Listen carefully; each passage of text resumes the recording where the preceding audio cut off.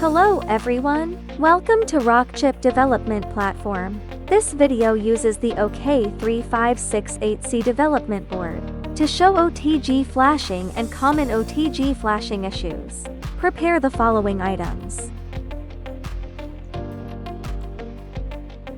For the OK3568-C, the OTG cable can be a regular Type-C data cable. Before flashing, set the board's S2 dip switch to off, and use the OTG port on the back of the board.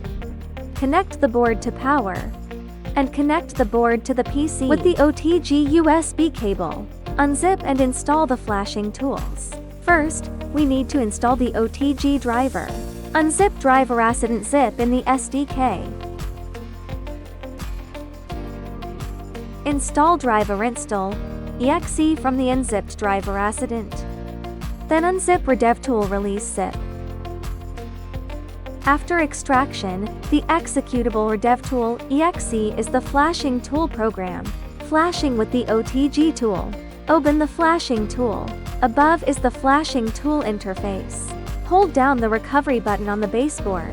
Then power on or reboot the development board until the tool shows a loader device.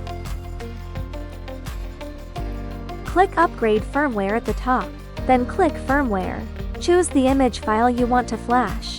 After selecting the image, perform a full erase before flashing to ensure a clean image. You can skip this in frequent reflashing sessions, but if you see issues after flashing, or some changes don't take effect, be sure to full erase and reflash to verify. After erase completes, click Upgrade to start.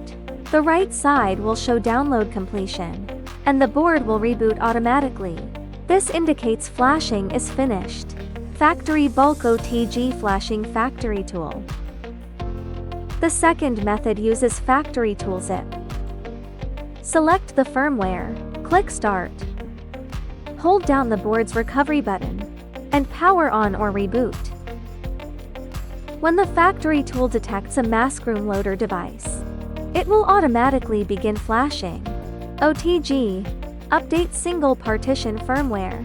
Flashing a full image takes time during development. You can update a single firmware partition instead. Open RKDevTool exe. After the loader device is detected, click Device Partition Table to see the current partitions on the right.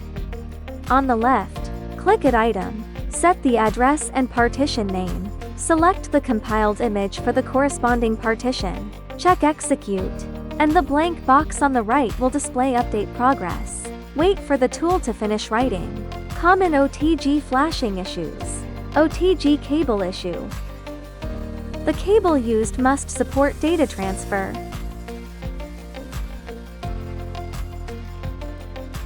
Mounting the development environment.